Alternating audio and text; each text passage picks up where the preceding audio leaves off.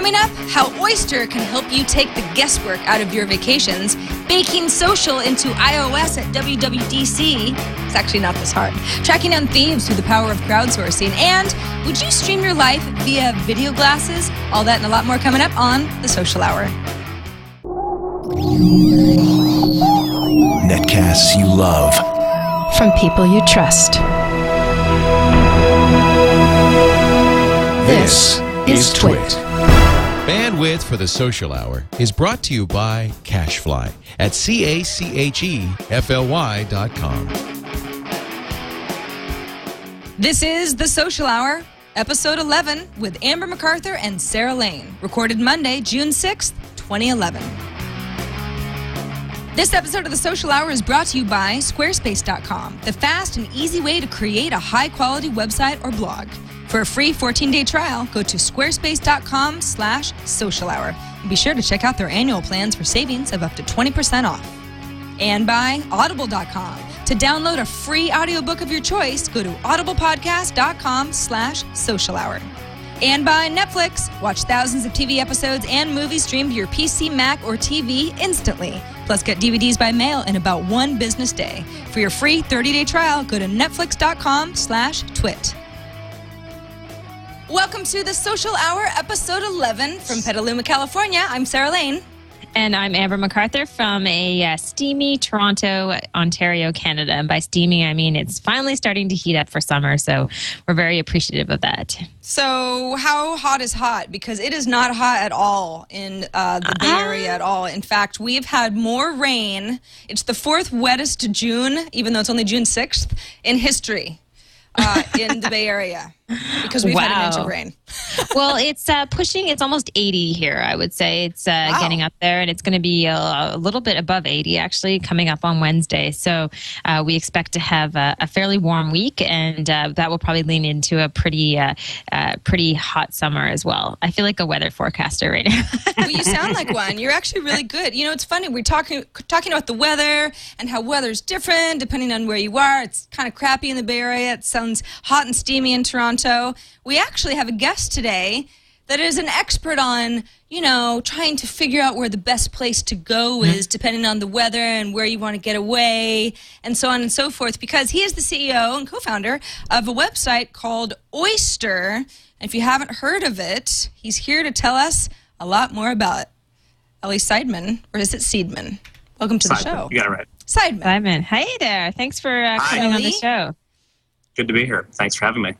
So, Elie, what is Oyster.com? It's not about fish. It's not about seafood. It's about travel and hotels, isn't it?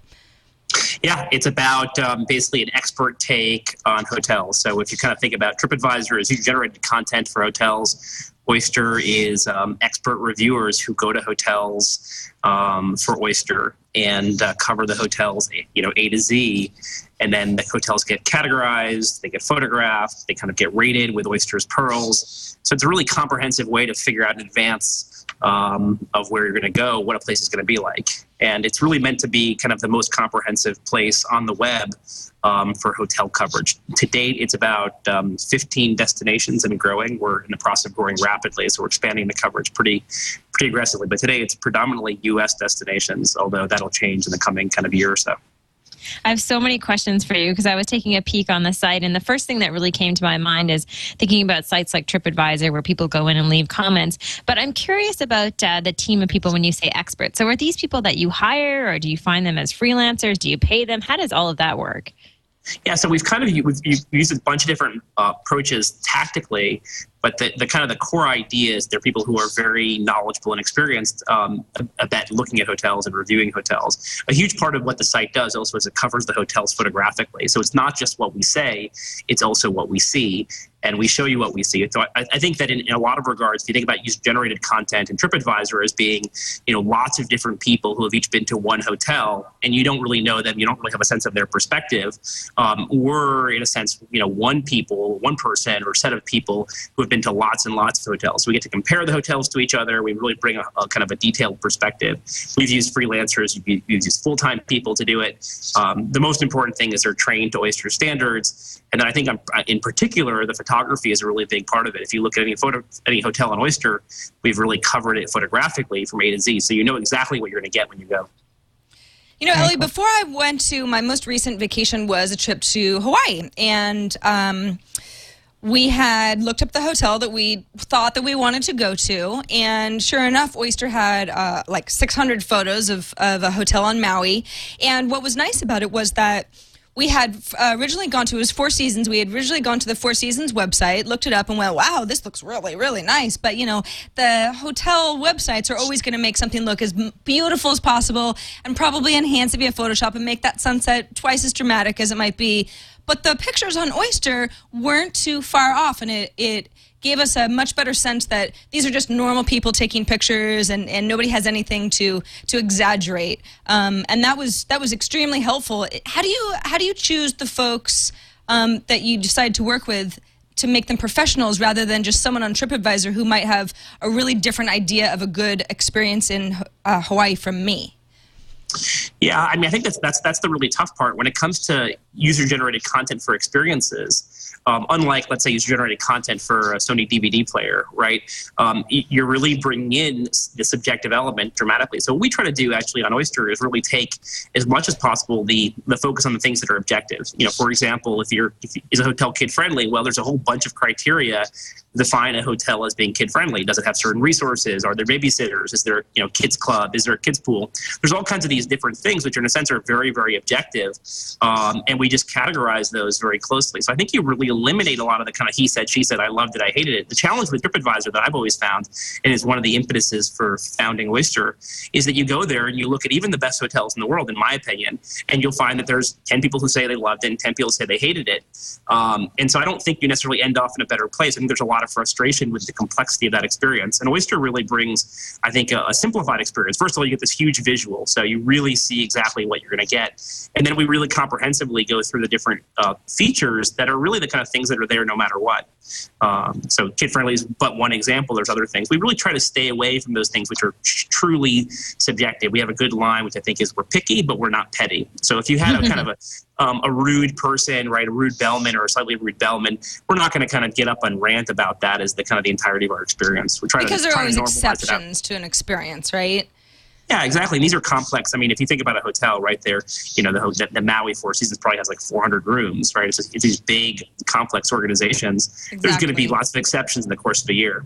Mm-hmm. It's so interesting. I mean, this is one of the things that always frustrates me because I travel a lot and I always look up the hotel online. But I always get the feeling that there could possibly be people out there who kind of are gaming the system. And what I mean by that is whether it's the hotel managers or people who work for them. And I'm an advocate of social media, but the reality is I think that, you know, it's just hard to trust the information that's out there. You kind of touched on this, but I'm just curious if that was one of the reasons that you started Oyster, is just felt as though there really wasn't a place to go to kind of get this real, almost like objective opinion. Yeah, I mean, I think there's other people who have written a fair amount about this now. So it's over the past couple of years, you've seen kind of more and more of these stories. I think that one of the big challenges is this is big business. And so if you're a hotelier and you're affected by TripAdvisor or one of the other user-generated content sites, TripAdvisor is clearly the largest, it creates a real challenge for you to not be in the game when you know it's very likely or almost certain that your competitors are gaming the system and writing bad reviews about you. What do? You know, there's nothing illegal about it. It's, I think, certainly totally improper, and we certainly would like to imagine it doesn't happen, but I think it's certainly happening out there. So I think you have a combination of the complexity of just lots of different people with different perspectives and opinions, and then, of course, the financial incentive to get in there and game the system. So I think if it's not happening, that would be shocking. I think it's pretty widely agreed upon that it is happening. And the question is just how pervasive is it? Elie, I noticed that there are sales to be viewed on Oyster, and they look like they have limited times that you can book these sales. It kind of reminds me a little bit of something like Jet Setter. What is this? Is this a new feature on Oyster? It's been around for a while. I mean, I think that if you think about Oyster, right, we're trying to combine a very comprehensive editorial take and kind of build off of that trust. And then you have hotels who are looking to, get rid of remainder inventory, right? Inventory that is in a sense off peak. And so that's what it is. I think if you think about any retailer, regardless of the tactics they take, and we certainly have a retail component to what we do, there's going to be sales and discounts that run for a piece of time. It's certainly a small piece of what we do.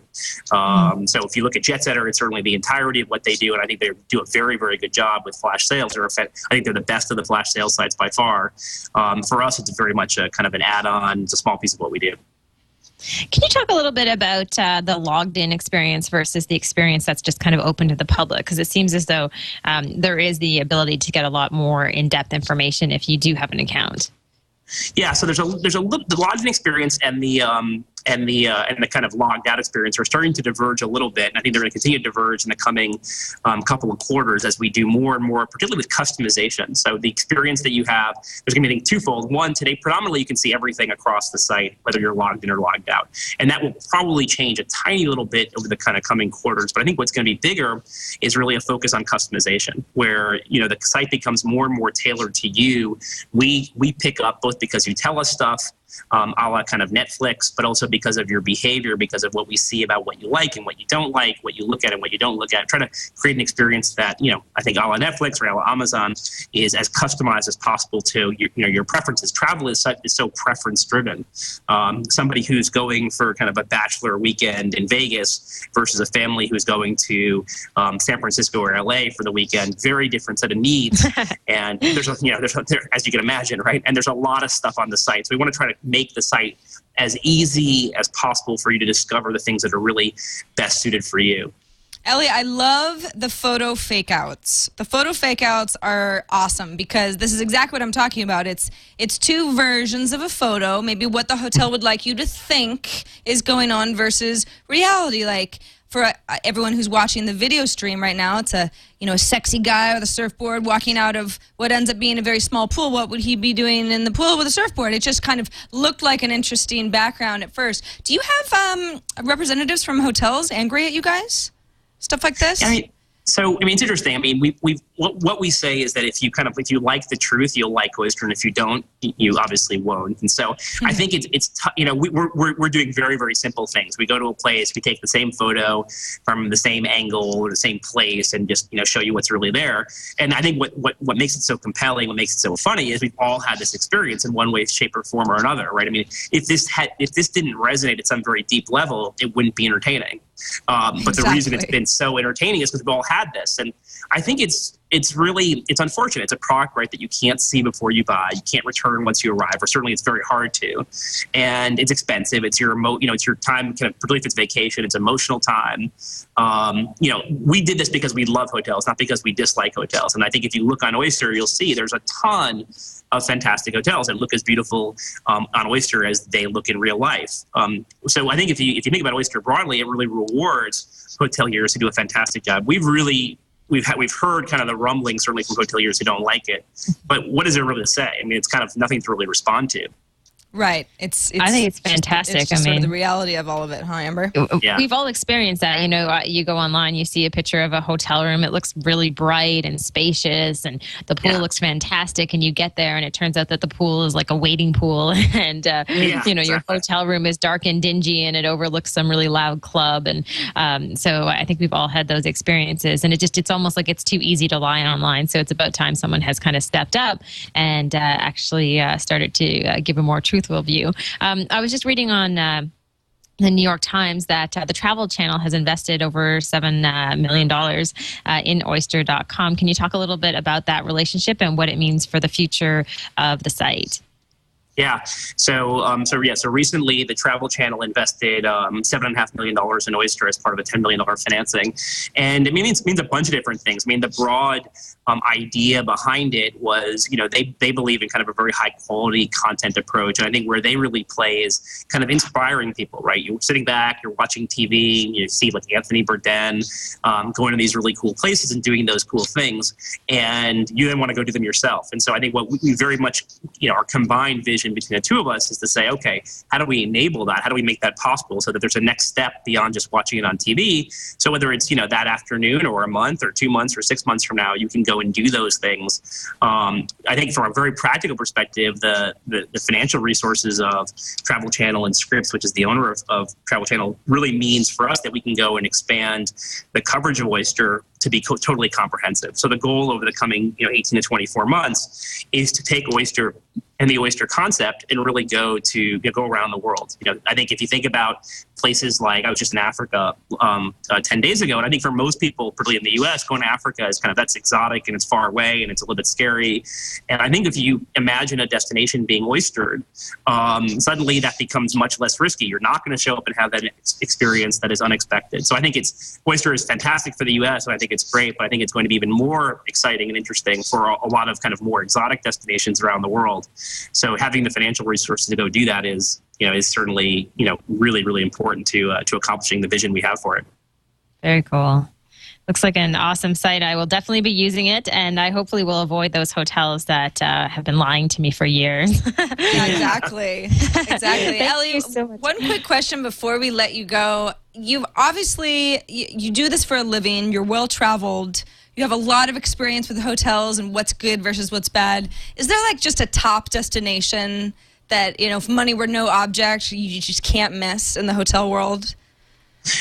In the hotel world, yeah. I think so. I think if money is no object, New York has, I think at this point in time, probably the best hotel inventory anywhere. I think it's just absolutely stunning, the number of really unique hotels. I'm a New Yorker, so I'm a little bit biased here, but there's a tremendous number of hotels. And I've been in the hotels in LA and San Francisco and lots in Paris and London, lots of great places around the world. But I think New York has the widest, broadest variety by far. I think it's stunning. There's 190 hotels, I think, on Oyster for New York, and we're not covering every single hotel in New York. I think a ton of those are these really fantastic boutique hotels and unique design. So I think I think in a lot of ways it's the world's showcase for hotels. If you want to do something more, go further afield in the U.S., then I think Hong Kong is fantastic, and there's been a real resurgence there of late. So not surprisingly, big cities around the world have great hotels. London does, Paris does, but I think New York really takes the cake. If you're looking for a destination that is kind of unexpectedly has fantastic 5-star places, it's really Africa. So there's all these and you've probably seen these photos of African safari lodges, which tend to be very small, anywhere from 10 to 20 rooms. And it's kind of middle of nowhere stuff, stunningly 5-star beauty in the middle of nowhere. Very, very unique. I really went for the first time 10 days ago. I can't recommend it highly enough. A very unique, life-changing experience. I'm really glad you said that, because I'm trying to convince my boyfriend, who has no interest in going to Africa, that we really want to go to Africa. So perfect. This episode is in You really do. Just cut this clip out, Sarah. Exactly. You're all set. You heard it here, and he's an expert, honey. Thank you so much for joining us. Great to get some insight into it. Looks like an awesome site, and now you can go off and get some sleep or keep making it even better. Thank you. Thank you so much. Thanks, Elie. Have a good night. Have a good night. You too. Bye-bye. Bye-bye. So, Amber, I'm not kidding about the whole Africa thing. Yeah, no, I would love to go to Africa. I think it would be amazing. So you should go, Sarah. Try it out. I will. Give us a review. And then let us know. I will, yes. It's funny, Alex Lindsay is quite the Africa expert. Yes. And we were DMing about, you know what? It was for iPad Today, and he's got young kids, and he's always talking about how the iPad is such a great tool for children. And I knew that he was in Africa, so we were just DMing each other on Twitter because I wanted some recommendations. And he was just talking about how much fun he's having, and he feels so at home in Africa. And it's like, oh man, I want to feel at home in Africa. That just sounds like very, very far away from the knowledge, the tiny little bit of knowledge that I have about it and my expectations of it. So hopefully one day Alex Lindsay will give me a really good tech angle, and I'll be able to go. Yeah. get over there and visit. I know he's been going there forever. I remember working back with him in the Call for Help days when Leah was doing the show up here. He used to come up every month, but he's been spending a lot of time in Africa for years now. I think they have does he have an office over there and a little studio as well? You know, he probably does. I wish I knew the answer. I want to say yes, but I know he does a lot of like infrastructure and helping people build out not just internet access, but work with schools and nonprofits. And he speaks at conferences over there. He was just telling me about a music festival that happens in, I think, Zimbabwe, that's sort of similar to South by Southwest. But he goes, it's South by Southwest, but like way cooler. I was like, he's awesome. Okay, then I guess that's really cool then. So anyway, if you guys have Africa tips, send them our way. No, I'm just kidding. If you aren't watching us live right now, then you don't even realize that we're taping the show at kind of an off time. It was WWDC, which of course is the Worldwide Developers Conference for Apple this morning, at least in San Francisco. So we are taping our show later than usual, but our normal time is Mondays at 11 a.m. Pacific, 2 p.m. Eastern, on Mondays right here at twit.tv. And if you missed that time, or you go, wait a second, I thought that you guys were live at a certain time and you did a show at a weird time this week, not to worry, because you can get all of our shows on demand whenever you want to watch them or listen to the audio stream at twit.tv/TSH. That's the Social Hours page. So not only can you just watch any of our episodes, this is episode 11, so Amber, I like to call these the palindrome episodes. We won't have another one until episode 22, so this is very special. It's like very a comment. Special. Very special show. Yeah. So you can see our first 10 shows, which have been very eclectic, all sorts of guests. We try to have a really good mix of guests and people who are interested in social media and doing really interesting things like letting the public know what's really going on with hotels so that you're not tricked into going somewhere that you don't want to go, and all sorts of other stuff. I mean, we try to be as well-rounded as possible on the Social Hour because social is such a all-encompassing kind of a thing now. And we really appreciate anybody who subscribes, and then you don't even have to think about it. You can just watch the show whenever you like. So. Or listen to it in your car, which I'm sure is what most people do, or not necessarily in the car, but listen to the audio version as well. So we appreciate all of your support. And Sarah, also people can email us at thesocialhour@twit.tv. Indeed. We also have a Google Voice number, and one of you wrote into me, what was your name? Craig Porter wrote in and said, last week you weren't sure where your Google Voice number was local. It is southeastern Wisconsin. 2626 social is our number. So I was like, I'm not really sure where that is a local number. It's a Google Voice number, and I liked it because I liked the name. So thanks, Craig Porter. I guess that would have been a really easy Google search, but you did it for me. Before we get on to the rest of the show, Amber, we would be remiss not to thank Squarespace, who's our first sponsor, because they are the best way to create a high-quality website or blog. In fact, I was tinkering in my Squarespace blog. That's where I have my blog hosted recently, because Twitter had released that nifty little follow button, Amber, where you you can embed that in a variety of places, and it's a really one-click, easy way for people to just follow you, rather than it's different than like a Twitter link where you would say follow me on Twitter, and then it dumps someone over to your Twitter page where then they have to follow. It's just a one-click follow, very much like a Facebook like button. So I went ahead and embedded that in my about area of my website, and it was really easy. And I thought, man, I got to get in here and tinker in Squarespace more often, because it's kind of a pleasure. They're laid out a little bit differently than some of the blog back ends that you might be familiar with. It's really, really easy to set up a blog or a photo gallery or embed some Twitter widgets. They make it really, really easy, especially for social stuff. But they have a variety of designs that you can choose from. I mean, just from regular layouts that you can go ahead and just change the name of the site and you're off and running, or you can get really customizable if that's your bag. Squarespace is good for all of that stuff. Like the Die Line, it's a design and art blog, and it looks really unique. It's like no other Squarespace page, and that's kind of the beauty of it, because Squarespace is it's a blog for everybody, really. And what you can do is now I'm all interested in this design blog. Oh, I love this stuff. It's so easy to get. What I always tell people to go to Squarespace's examples page, because you can kind of get lost in all the different ways that people lay out their blogs, and then you get inspired and you kind of want to go tinkering around and changing things within your own blog. I'm on a site right now called the Cake Spy, and this is a Squarespace site that is essentially all about baking. And not that I bake, but I imagine one day that maybe if I have time, I might bake muffins or a cake or something. Yeah, why not? This site kind of has me inspired. It's called cakespy.com, and it's just a lot of fun, a lot of great images and little write-ups of different, looks like different bakeries in the San Francisco area. So it's a really beautiful site. I mean, it's hard to believe that someone has just created this, probably who doesn't have a lot of design skills, but really just use Squarespace to help make it happen. Exactly. So if you're interested in Squarespace and you want to try to figure out if it's the thing for you, here's what you do: go to squarespace.com/social hour. That's our special URL, so then they know you came through us, and then you can go ahead and just sign up for a free trial. You don't have to enter your credit card number or anything. You just pick a login, password, email address, and you just kind of get to designing. It's an extremely easy process, and Squarespace they want you to understand that it is a very easy way to put a site together. It's fun. It's a lot of fun. It's actually made me kind of love the creation of blogs because they make it really easy. And if you get stuck, they have really good customer service too. I use it all the time, and the folks that work at Squarespace are really, really nice. Again, that's squarespace.com/social hour, and we thank them so much for being a great partner of the show. Amber, did you watch any of the WWDC keynotes or announcements, or read all the crazy buzz on Twitter and beyond?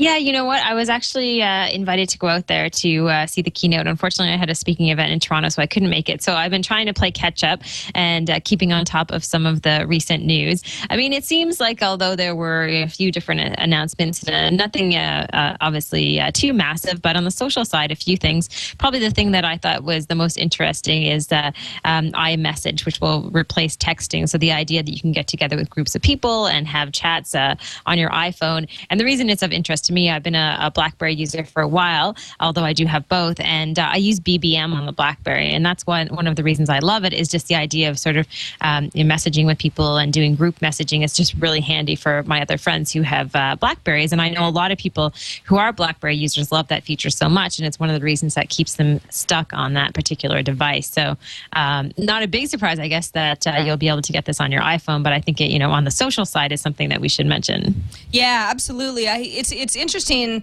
I've heard a lot of people compare this to BBM for BlackBerry users. I have not been a BlackBerry user for some years, but I definitely am a user of iOS apps that provide what it sounds like iMessage is trying to replicate. So it's not going through SMS. It's an app, a group messaging service. Some obvious examples are GroupMe or Beluga, or the list goes on. There are many of them, and they've kind of gained in popularity. And I've been using them almost exclusively because I think, well, wait a second, if I can just get all my friends to start using these services, then I don't really have to pay for a texting plan that's separate from a data plan. And wouldn't that be nice? So it sounds like Apple's sort of like, yeah, well, the carriers can stick it, and we're just going to build something called iMessage, which provides everything natively that people like me were already enjoying. Does it seem like it's offering something that is better than the BlackBerry experience, rather than just kind of a ripoff? I think BBM, for anyone who's been using it for a while, it is a pretty great service on the BlackBerry, and it's been a differentiator for a while. So there's nothing really that clunky about it. It's actually a really nice little feature. It's super simple to use, super simple to add people as well. So, however, I will say that, anything that comes out of Apple, generally speaking, the user experience sometimes is just head and shoulders above what else is out there. So I need to give it a whirl and see if I can kind of compare the two. But I think this is a biggie. I can't tell you how many people I know who are BlackBerry users who say that they would never leave the BlackBerry because of BBM. That's been one thing that they've loved. And I know there's lots of apps out there that could do the same thing and kind of replicate it. But for a lot of people, it's not the same. And they like this actually kind of built into their smartphone. There's also much more robust, it looks like it'll be, notification center. Anybody who runs a lot of social apps, I've learned to turn off a lot of my notifications because you're just getting this box pop up in front of everything that you're already doing, and it's impossible. It's just impossible to have notifications anytime anybody DMs me or emails me or sends me a message. I actually use Boxcar right now, which is an app that is kind of a notification management system. Again, looks like Apple's saying, well, let's just do this natively so that you can have notifications all in one place. This obviously includes messages and emails and calendar items and reminders, which reminds me a little bit of, kind of more of an Evernote or a Remember the Milk type of service. So again, it's as if they've taken a page out of so many of their third-party success stories and integrated it so that people can manage their social lives better. We were talking about this a little bit earlier on today's TNT. It's like, whether or not you think it's mean of Apple, they're kind of like the big bad guys who might put smaller development teams or single party developers out of business. They're obviously going to do things like that when the developer has shown that it's a good product and that the public has a need for it. Yeah. Exactly. That's what I mean. I don't think this wasn't a huge surprise to me, but, I think it will be a feature that definitely iPhone users are going to absolutely love, like all the notifications and all the iMessaging as well. Speaking of Apple, Sarah, I love the story that you put into the rundown about a guy who lost his MacBook. Yeah. And fortunately, he was using an app that allowed him to trace who had taken his MacBook. And it took pictures of this individual and helped to actually track down his MacBook. So it looks like the Oakland police were of help as well. And he finally got the guy. So a great story. We're hearing a lot more stories like this, actually. I've heard a couple of stories in the past little while where people are using different apps. This particular one's called Hidden, and it obviously worked like a charm. This is the greatest story. I mean, this guy had downloaded a program called Hidden that takes sort of anonymous pictures with your eyesight camera. And also records, what's going on your screen. And this is the guy that took the MacBook. He's looking at it. The owner of the MacBook could see where he was deleting the original account on the MacBook, to delete all traces of the actual owner, to set up his own Facebook account, Google account, just hanging out in bed, don't really know. I love the bed frame. I'm kind of obsessed with it, actually. Sleeping. What's interesting about this story is that it got almost no attention from the Oakland Police Department when, I think his name is Josh, originally reported the crime. He said, listen, this happened. I've got an app running on my MacBook that can possibly lead to you finding this person. I know where his location is. And I think, he got some sort of runaround, like, we don't have the manpower to follow this lead or whatever.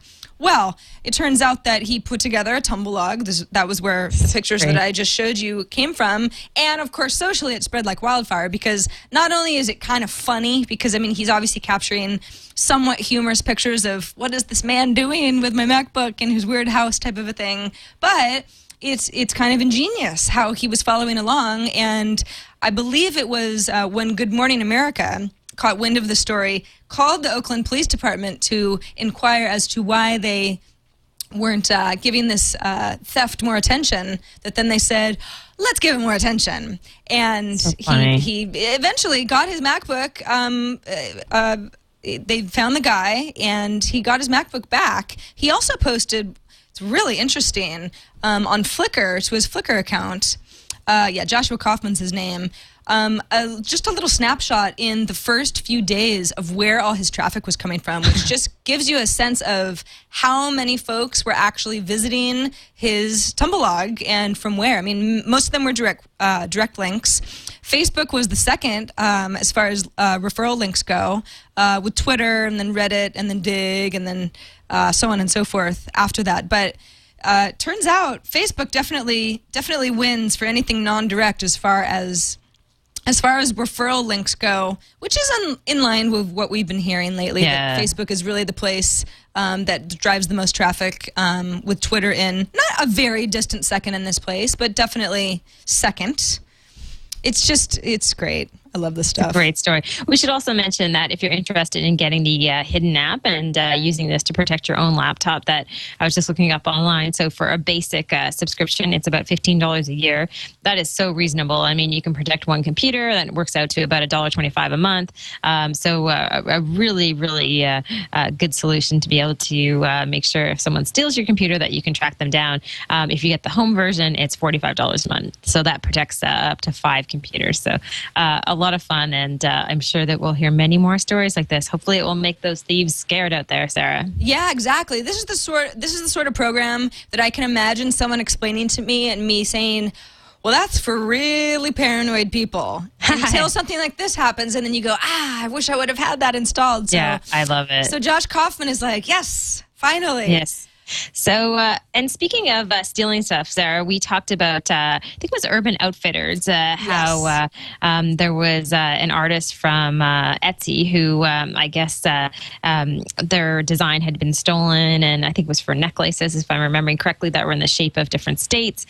So there's an update to the story, which is always nice. Yeah, there is an update to the story, and it comes from... Well, it came to me via a humor take on Etsy called Regretsy. I've talked about it on various, I don't know, where I was working. Maybe I even talked about it on Net at Night back in the day, in the past. But it's kind of like here are some of the weirder things that people are making and selling on Etsy. I remember you talking about this. Yeah, and Regretsy is not really in the business of picking apart news stories like this. But they certainly are in the business of keeping tabs on Etsy and what people are selling on Etsy. And pretty much Regretsy had written up, a thought piece that more or less said, listen, the artist who claims that Urban Outfitters ripped her off, she probably completely believes that she thought up this design. But here I have some examples of people who have offered on Etsy designs that are very similar to hers. And what ended up happening is, and that's whether or not you want to go with that theory is up to you. But what happened is that Urban Outfitters on their official blog, because I remember last week we were saying, well, they're going to have to say something because obviously they're a big corporation and they can't just rip off designers and not come back with some official PR statement. They not only said, listen, we didn't rip off anybody, but they actually linked to that exact Regretsy post that showed the artist wasn't the first person technically to have thought up this design idea, which if anyone doesn't remember, it's pretty much like a necklace that's in the shape of a particular state with a little heart in the middle of it. Let's see if I can get this to load. We've had so many connectivity issues here. Yeah, so this is the Urban Outfitters version. This is the Artist in Questions version. But then when you go down a little bit lower, here's another version by yet another artist, which is, it's not exactly the same design, but the idea is so similar that it's hard to say, well, I mean, when does this really, how far does this actually go back? Do people just come up with artistic ideas that are similar because they're good ideas? Yeah, and, exactly. It's very hard to claim that someone has ripped you off if indeed someone else could claim that you ripped them off. So it's just sort of, it's an interesting take on this whole thing, because I think my first reaction was, wow, Urban Outfitters just really got caught here doing something pretty bad.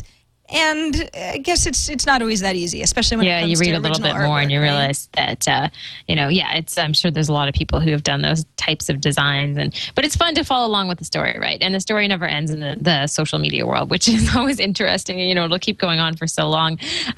Sarah, for our social tip this week, it was funny. I was kind of racking my brain thinking, what would be a good social media tip?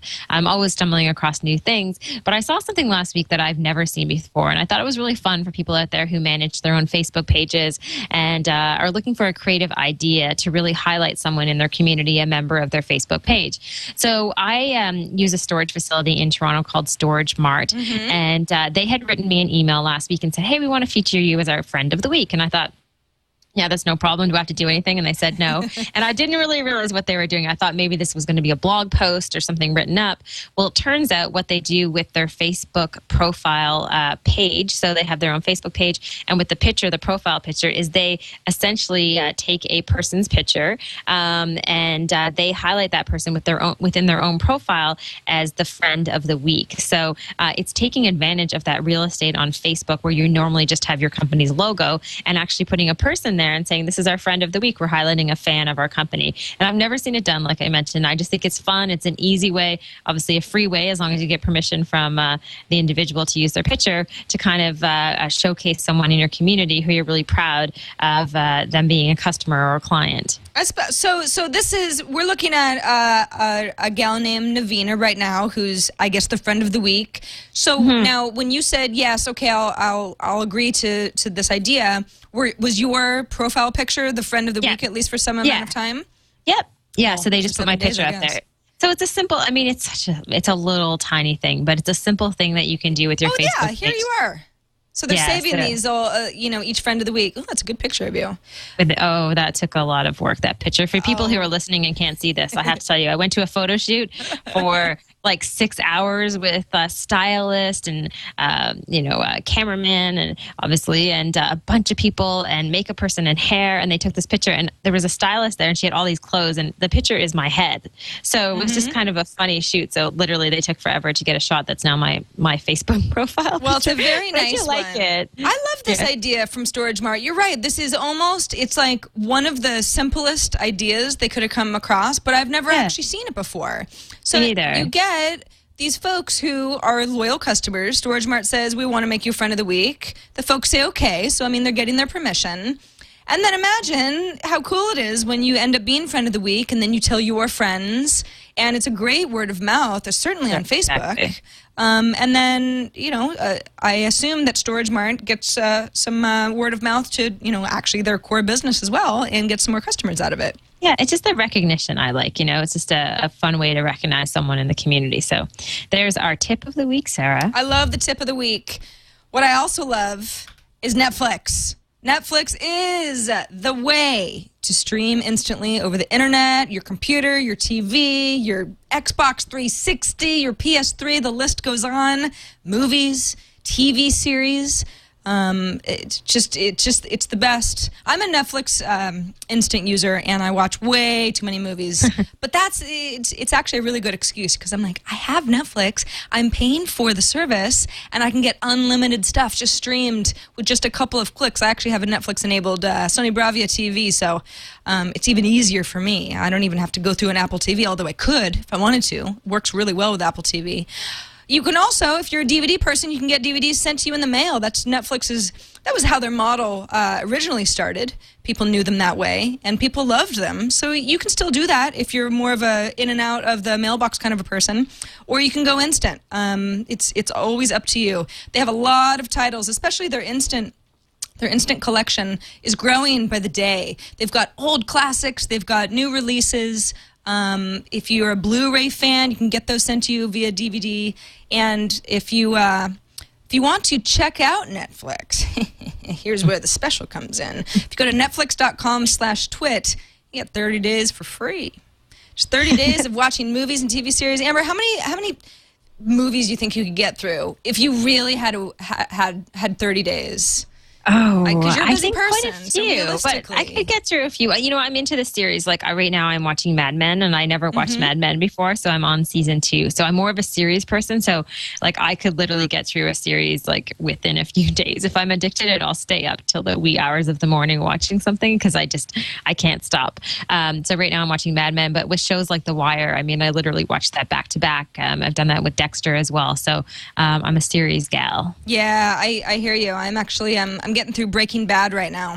And it's easy to get hooked on stuff. If you want to just browse through the selections on Netflix, let's just say you think, this is a great service, but I just can't think of anything I want to watch right now. Get inspired. You can look up a bunch of movies. I actually haven't seen the movie Kick-Ass, but everyone who has... Oh, it's good. Well, sir, have you seen it? So yeah. It's kind of funny and different than you think it's going to be.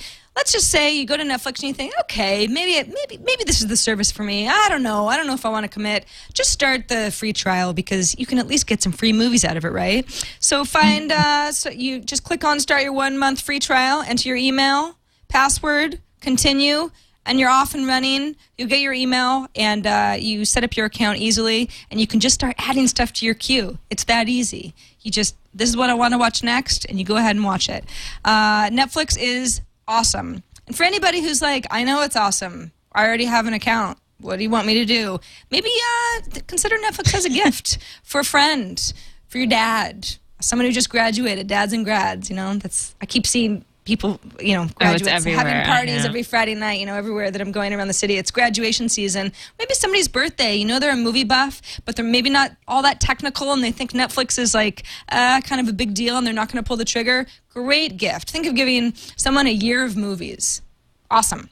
So we thank Netflix so much for sponsoring this episode of The Social Hour. Love it.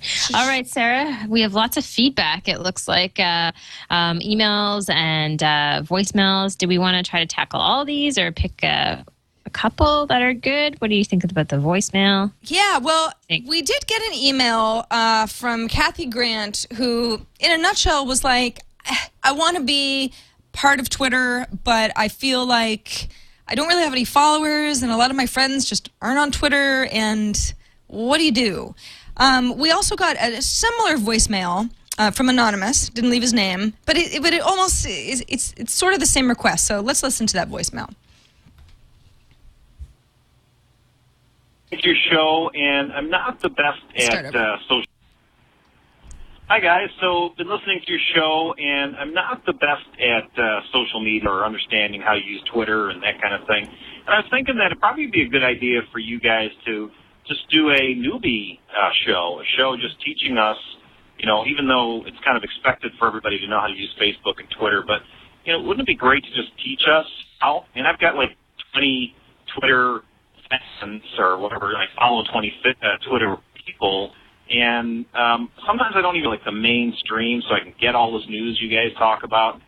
Just some basic stuff. Could you do like a minute of the show that's a tip of the week, that, a tip of how to use social for the newbie?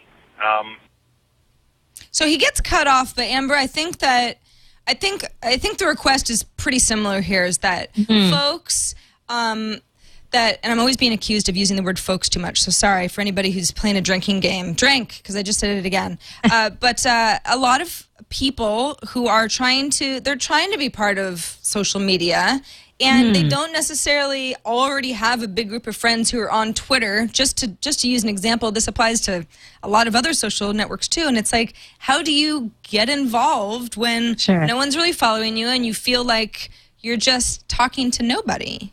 Okay, so this is my advice for people, and I like to equate this to going to the gym, Sarah, because we all know if we only go to the gym once a week, we're not going to see the results we want to see, and the reality is we can go to the gym for 3 weeks, 4 weeks, and the chances are, we may not be able to actually see, okay, I'm frustrated, I keep going, but I'm not losing weight. Well, with social media, I think especially Twitter, you kind of feel like that, like I'm out there, I posted a few things, and nothing is sort of happening.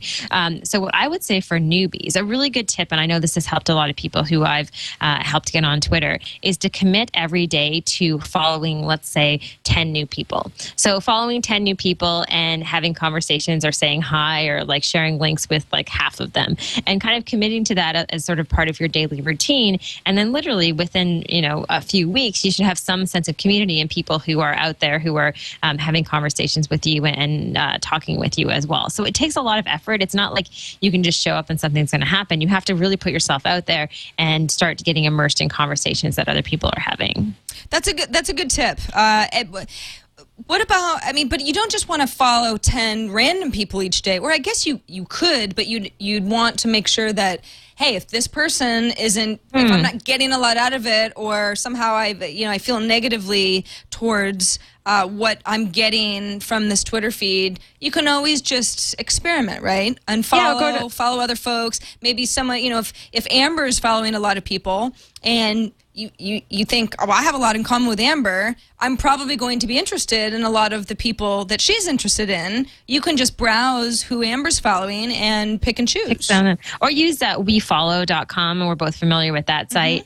I love that, and I actually show that a lot when I'm talking to different groups, because it allows you to identify people per industry or category. So you can go in, let's say you're in the insurance business, you can search insurance on WeFollow and get a list of the top people who are in the insurance world who are on Twitter, and literally like the most influential people, the people with the most followers, and then you can look through some of them and think, hey, you know, these people are relevant to my business. This is where I can start. So WeFollow tends to be a great point, a jumping off point for finding people to follow who are relevant and talking about stuff that is of interest to you.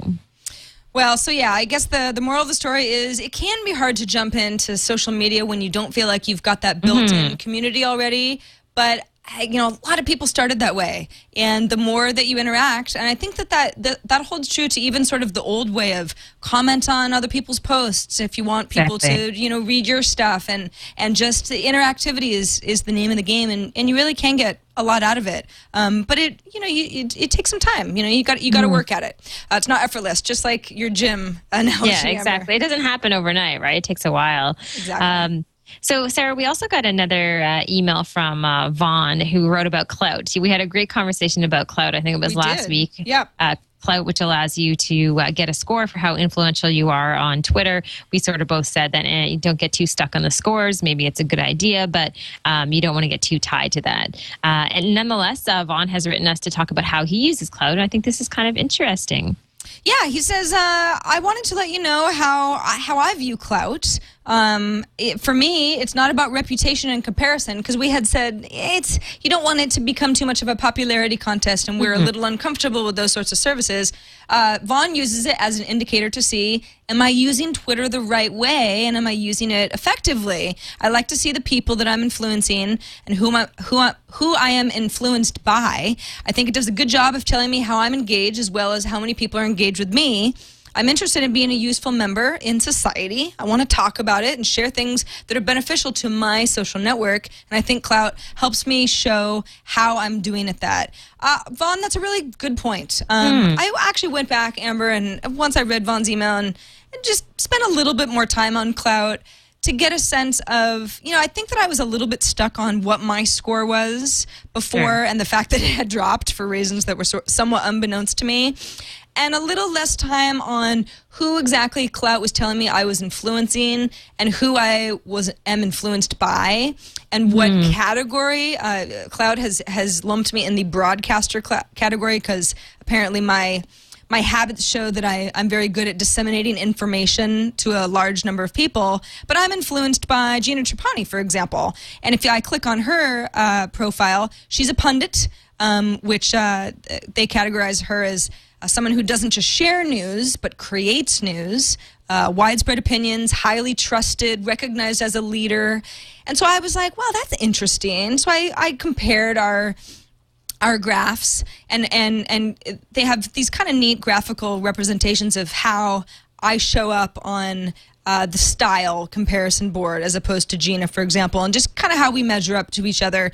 And of course, we're not, again, Gina and I don't do the exact same kind of work. I mean, some of our stuff overlaps a lot, but not all of it.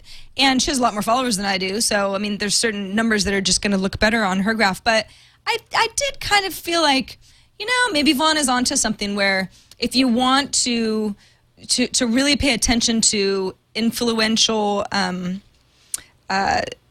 power that people have, and how you interact with those people regularly, and how that affects how other people see you. I mean, maybe not just even, you know, forget the Clout number, but it's a representation of how real people may be viewing you. It's interesting. Yeah, no, I totally agree. I mean, I think it has its place, but you know, just don't get too obsessed or upset about it if you're not happy with your score. Exactly. Definitely don't get upset about it. We still love you here on the Social Hour. It's all good. So, Sarah, I love getting voicemails from people. I think it's probably one of the best parts of the show is just getting that feedback. So people can leave us voicemail at 2626-SOCIAL. 2626-SOCIAL, that's right. And of course, please keep emailing us. We get a lot of emails from you. It's awesome. You know what we don't get a lot of are videos. If you want to show us your smiling face or your frowny face or just I don't know, maybe you're just ambivalent face. You can always upload a video to YouTube or Vimeo or just anywhere that you can send us a link from that video. If you keep it to about 30 seconds or less, that's the most helpful for us. But voicemails, emails, videos, any way that you want to contact us, we're really happy to hear from you. And we take your feedback seriously because we want the show to be as good as possible for you. Amber, what do you think about a little something called an audiobook? You know what? I actually was just poking around on Audible, which is our one of our sponsors this week. And I was looking for a book on Steve Jobs because I thought it would be kind of appropriate, all things considered. And I think I found a good pick. It's called The Steve Jobs Way: Leadership for a New Generation. It's sold pretty well, and it has some great reviews. It's narrated by Christopher Hurt. I'm not familiar with him, but again, some really good feedback on this particular book or audiobook. You know, it's interesting because there is it's going to be the real authorized biography of Steve Jobs coming out next year, but that's not till next year. So, and I always wondered about authorized biographies versus obviously unauthorized ones, because you wonder, well, the person that they're talking about, how much do they have the power to say, I'm vetoing this whole chapter because it doesn't make me look good, or so on and so forth. I mean, Steve Jobs is such a fascinating person, but you definitely get the sense that he's got a lot of power over what types of information are shared about certainly his personal life. Let's actually listen to a sample from the book and see if The Steve Jobs Way sounds like it might be your cup of tea. I was sitting in the waiting area of a restaurant, which has to be one of the most unlikely places in the world for an encounter that changes your life. The headline story I was reading in the business section told about the calamitous end of startup Eagle Computer. A young man who was also waiting was reading the same article. We fell into conversation, and I shared my connection with that story. I had just recently told my boss, Intel President Andy Grove, that I would be quitting my position at his company to join the guys who were starting Eagle Computer. Oh, I love it. I love it. Sounds good, huh? Yeah, it really does. It sounds like something that you could commute to, or maybe sort of drift off to sleep to, if you're one of those people who just wants to get a little more of a sense of what Steve Jobs might have been thinking that day that he quit Intel, kind of thing. So interesting. I know. That's a good pick, Amber. Well, I was just thinking, I mean, it's all Steve Jobs, right? You know, this week, a lot of talk about him. So it seems like it would be a good one to listen to. I got to listen to that now, Sarah. It is kind of mesmerizing, you know. Everything about, I mean, I'm mesmerized by him, that's for sure. I mean, even if I don't agree with everything Steve Jobs, I mean, you got to admit, he's a fascinating character. You know, and we're certainly not the only people to think so. This is a good pick. If you are interested in the Steve Jobs way and you think, well, yeah, that sounds pretty cool, but I don't know if audiobooks are the thing for me, guess what? You can get it for free. If you go to audiblepodcast.com/social hour, we will give you this book for free. Well, actually, Audible will, because they're just awesome. And that's sort of the way that they're awesome, is that they want you to try out a free audiobook and get a sense of why it is a really, really interesting, different, cool way to be able to absorb a book by listening. Audiblepodcast.com/social hour. Audible podcast, not classed. Sorry, a bit of a Sarah's cold. getting So sick. everything I say sounds weird right now. But in any case, audiobooks are really cool. I say commuting because I commute a lot. But I think, you know, if you're at the gym, if you're cooking, you know, you just want to crank up the speakers and actually read a book without actually having to sit down and read. There are so many ways that it comes in handy. You just want to take a walk and kind of get lost in the world of Steve Jobs. This is the way to do it. audiblepodcast.com/social hour and get your free book. We're giving you a free book. You can't not take that. And now, Amber, I believe it's time for Rad or Fad, and this is one of your choices, and I don't know how I feel about it. Sarah, there's a lot of pressure on for the Rad or Fad segment. I really know. It's just like doing the show with Leo. I just have to impress you and find something that maybe you haven't seen or will surprise you. So this week I stumbled across these video glasses, and they stream everything you do to social media sites. So the idea is a pair of glasses with a lens in it via either Bluetooth or Wi-Fi. They will stream to a live video site, and then people can essentially join in on whatever it is that you're seeing through these glasses. Now, the frames allow you to put in your own lenses if you obviously have prescription lenses and you want to customize those a little bit. I should say that this is a Kickstarter project, so it's not actually the product isn't available in stores just yet. Now, some folks in chat are already saying fad. Yeah, so we're getting a few fads already, and do you think it's because people think nobody really wants to see what anyone's looking at, because it almost seems like the latest version of camera attached to the head, live streaming on Ustream type of a thing? Yeah, I think it's one of those things that it is totally faddish. I'm not sure how rad this is. I mean, most people, I don't know if, watching what someone is watching. Yeah, it's just like the head cams. It's really not that exciting. So I think it falls into the category of fad, which might explain why no one has really put this out there before. Yes, Sarah, we have discovered a fad. I think I'm going to go with fad too. And it's not because it's not a cool idea. I just don't know how often it would be a cool idea. I guess if you were, let's say, your favorite celebrity. I mean, so Johnny Depp is my favorite celebrity. If he was going to be sharing his point of view with me, for 24 hours or something, is, I don't know, a way to promote a movie. I don't know. But a way for me to look into his life for a day, maybe if it was centered around an event, I could get behind that idea. But you feel like the problem with these is that everyone wants to kind of be the star, and imagine how many folks might just be putting out the kind of useless information, especially video streaming. I mean, oh God, think of the bandwidth that just no one's really interested in. I mean, I feel that way with live streaming already. There's a lot of live streaming still going on, but remember the early days of Quick and Ustream, and people were just streaming sort of nothing, and that seems to have died down a little bit, at least in my circles, because a lot of it is just not that interesting. Yeah, I totally agree with you. I think it's it definitely is faddish, and hopefully next week though, Sarah, I'll try to find something rad. We don't want to be all I'm going to use the word Debbie Downer. Is that bad?